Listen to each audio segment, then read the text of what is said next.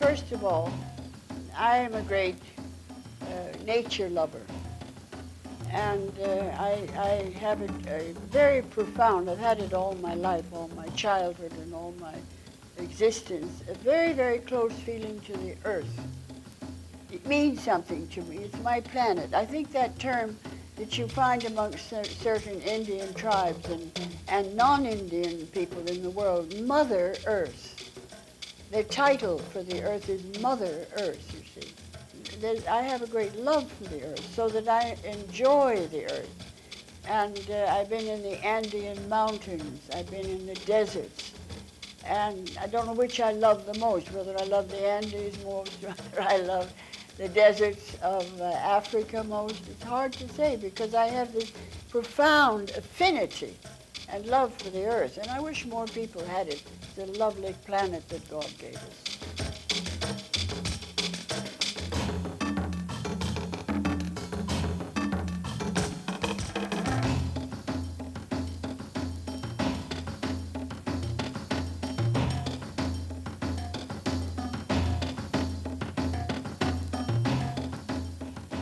Few people have crossed more frontiers than Madame Ruhia Rabbani. 185 countries and counting, including 36,000 miles across Africa by Land Rover. From the rainforests of the Amazon basin to the Peruvian Altiplano, from the great western cities to remote Pacific atolls, Arctic villages to the Australian bush, her world-circling activities have brought her into close contact with the full richness and diversity of the human species.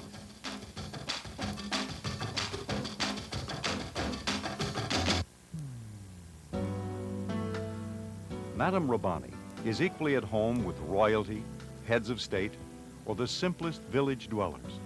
She has established friendships across the widest range of human diversity, becoming a true citizen of the world. Much more than a world traveler, her unique and remarkable life represents the outward expression of an inner spiritual reality, the recognition of the oneness of the entire human family. Her story is intimately linked with the emergence on the world stage of a remarkable spiritual movement, the Baha'i Faith, a modern and truly global religion, incorporating the eternal spiritual values of all religions and providing a plan for a modern world system based on spiritual unity and unprejudiced cooperation between all nations and peoples. Madame Rabbani was born in 1910 as Mary Maxwell. Her father, William Sutherland Maxwell, was a famous Canadian architect whose considerable reputation has grown even greater with time. His buildings are known throughout Canada.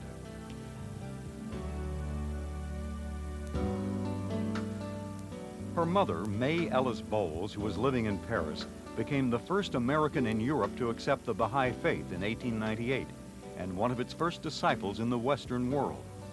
She was among the first party of Westerners to visit Abdul-Baha, the son and successor of Baha'u'llah, while he was still a prisoner of the Ottoman Empire in the penal colony of Akka in 1899.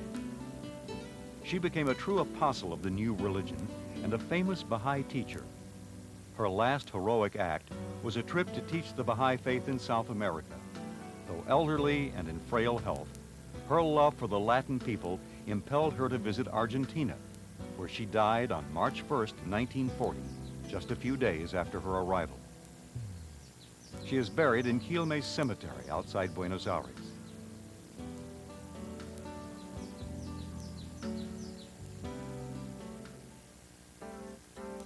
Little wonder then that her daughter would have an extraordinary life, becoming the highest-ranking international official of the Baha'i community with the title, the Hand of the Cause. But their mission in life, if you like, is to help people to understand the Baha'i faith, to hear about the Baha'i faith, to give as much of an impetus to the spread of the Baha'i message. You don't have to accept it. If you don't want to be a Baha'i, don't be a Baha'i, but for heaven's sake, listen to its message. Because in economic, social, spiritual, moral teachings, it is very advanced. In a half-dozen books and in countless lectures and talks, she has set forth the essential teachings of the Baha'i religion. In 1937, she was married to Shoghi Effendi, the great-grandson of Baha'u'llah and the appointed hereditary head of the Baha'i faith. She became fluent in the richly poetic Persian language, adding to her already impressive command of English, French, and German, a necessary requirement in her new life, and in addressing the many Persian pilgrims from Iran in their own language. For 20 years, she served as the most trusted secretary to Shoghi Effendi, answering the burgeoning volume of his correspondence as the Baha'i faith rapidly spread all over the world, and tending to the myriad other matters which fell upon her as the wife of the head of the Baha'i faith. In 1940, during the turbulent war years, her distinguished father joined them in Palestine, and during this period completed his last great work, designing the superstructure of the famous Shrine of the Bab, final resting place of the martyred herald of the Baha'i faith on Mount Carmel in Haifa, Israel.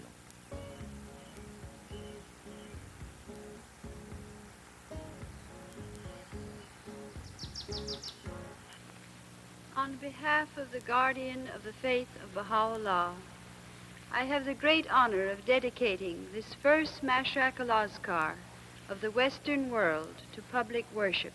In 1953, Madame Rabbani represented Shoghi Effendi at the inauguration of the first Baha'i House of Worship in the Western Hemisphere in Wilmette, Illinois. Raised by contributions from its followers Since all that over time, the world. she has inaugurated Baha'i temples in Sydney, Australia, Kampala, Uganda, Langenheim, Germany, Panama City, Panama, Apia, Western Samoa, and most recently, the highly acclaimed Baha'i House of Worship of the Indian subcontinent, affectionately known as the Lotus Temple of Bahapur. I have the great honor of dedicating this mother temple of the Indian subcontinent to public worship. Now this glorious marble lotus, this exquisite symbol of purity, beauty, perfection, and mercy, enfolds us, bidding us unite in peace, proclaiming to all men the underlying verities of the Baha'i faith, the unity of God, the unity of his prophets, the unity of mankind. The untimely death of Shoghi Effendi in November of 1957 was a terrible blow to his wife, as well as the Baha'is throughout the world. The worldwide affairs of the Baha'i community were safely managed from its world center by a council, including Madame Rabbani and 8 other senior officials of the Baha'i faith, pending the election of its supreme body, the Universal House of Justice, at the first Baha'i International Convention in 1963. With the orderly development of the world-embracing institutions of the Baha'i faith secured, Madame Rabbani began her world-encircling travels, visiting Baha'i communities young and old in every corner of the globe. Her travels have taken her to practically every country in Africa, all of Latin America and the Caribbean, North America, Greenland, Iceland, and all of the principal island groups in the Pacific Ocean. She has undertaken repeated and extensive travels throughout Asia, visited all of Western Europe, and made 5 trips to China, including Chinese Mongolia, the Gobi Desert in Manchuria, the People's Republic of Mongolia, Sakhalin Island, and Tibet. More recently, she has traveled extensively throughout Romania, Poland, Bulgaria, the Czech and Slovak republics, and 11 of the republics of the former Soviet Union, including notable visits to the Sakha and Buryat republics. In the course of these travels, she has given countless lectures, met many leading dignitaries, and been interviewed on radio, television, and by the world press. Help them to have Another dimension of her travels has been her many meetings with heads of state and prominent figures in many lands. As an official of the Baha'i faith, traveling to visit the Baha'is all over the world, because there are Baha'is all over the world, I have automatically come in contact with leaders, spiritual leaders and political leaders. And I think that the one that I wanted most to meet, the one that I admired the most, was Haile Selassie, the Emperor of Ethiopia. This little man lost his kingdom, was invaded and taken over by foreign power from Europe, and he went and lived in a boarding house in England, and he got back his country. And when he arrived at the airport, because I went there and I met him, which was a great honor, gave me his coronation medal, which was a greater honor, and as a souvenir because I had taken him some kind of a gift. Anyway, the point was that he arrived at the airport, and you know, it was a small man, a very neat, small person. And they wanted to put him in a bulletproof car and take him to his palace. And he said, "I know my people. I'm going in an open limousine." And they were afraid he'd be assassinated. He said, "I know my people." He was a wonderful man, one of the few world leaders that I've ever had the honor of meeting that I could truly admire. Whether opening an exhibition at the British Museum, addressing the parliaments of the Buryat and Sakha republics, addressing leading scientists, or delivering the keynote address to the 30,000 Baha'is from more than 200 countries gathered at the Second Baha'i World Congress in New York City in 1992. She has won the respect and admiration of leaders of thought in all walks of life from every corner of the world. And an exile said, "I desire but the good of the world and the happiness of the nations." And I think that this is a very, very important and singularly neglected statement of Baha'u'llah. Because what does he say? He says, "I desire the happiness of the nations." Doesn't say their prosperity, their welfare, their fame, that they should behave themselves, anything else. All he says is, "I desire the happiness of the nations."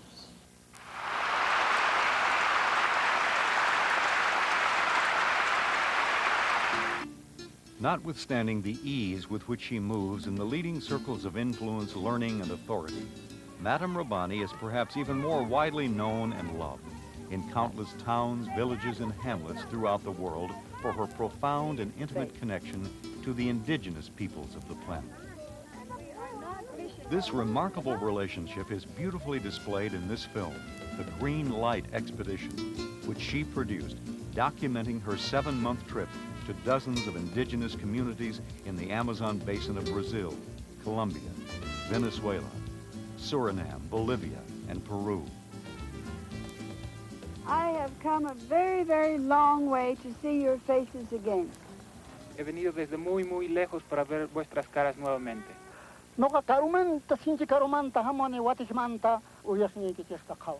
And I cannot tell you how happy I am to be here. He says, in this life, there is only two things: life and love. The way you have come, and the way the rest of us have come to them. It shows that you love them. He says, so many people who live in the city consider them the lowest people in the country. And you have come specially to see them. Tell them that I appreciate very, very much what they've said, but in coming to the village, we are remembering the words of Baha'u'llah himself. He said that the city is the home of the body, but the country is the home of the soul. I give you an example of why I love indigenous people. There's a cleanness and a sanity in so-called primitive people still living close to nature and in the heart of nature that you don't find in our great cement jungles of our civilization. And that attracts me very much. I love the indigenous people. I can't put it in words, but I always feel entirely at home with indigenous people, and I've met them all over the world, from the Eskimos to the Indians in the jungles of South America and so on, and I have a great love for them. Madame Rabbani continues her services at the World Center of the Baha'i Faith, meeting with the growing numbers of pilgrims and visitors, as well as serving as a member of the International Teaching Center, the administrative body responsible for the promotion of the Baha'i Faith at the global level. For Baha'is, the pilgrimage is a particularly meaningful event. They visit the prison city of Akka, site of the most intense sufferings in Baha'u'llah's 40-year odyssey of exile and imprisonment. The crowded cell where he, his family, and a group of the closest believers spent 2 terrible years. Walked the streets where Abdul Baha, his son and appointed successor, ministered to the needs of the poor, and eventually received the first Western pilgrims, including May Bowles Maxwell, the mother of Madame Rabbani. In a setting of simple dignity and unmistakable reverence, they visit and pay their respects at the resting places of the Bab on Mount Carmel, and of Baha'u'llah just outside Akka, in the center of the beautiful gardens of Baji. Visitors cannot fail to notice both the incredible diversity of the people and the sense of intense devotion that prevails amongst the crowds flocking to the Baha'i properties. Still, most of the poor in the world can never hope to come, nor can those in certain countries where this gentle, all-embracing movement has become the target of religious fanaticism and persecution. For those who, for many reasons, may not be able to visit, Madame Rabbani has, with characteristic thoughtfulness, produced a unique documentary film, The Pilgrimage, in which she personally conducts an informative and inspiring tour of the sites of historic significance at the spiritual and administrative center of the Baha'is of the world. Shoghi Effendi chose a famous Greek temple as model for the archives building, with its Ionic capitals. The seat of the Universal House of Justice is also in the Greek style, but adapted to the needs of a modern building. In this case, the predominant order is Corinthian, as shown in these beautiful capitals on top of the 58 columns of the building.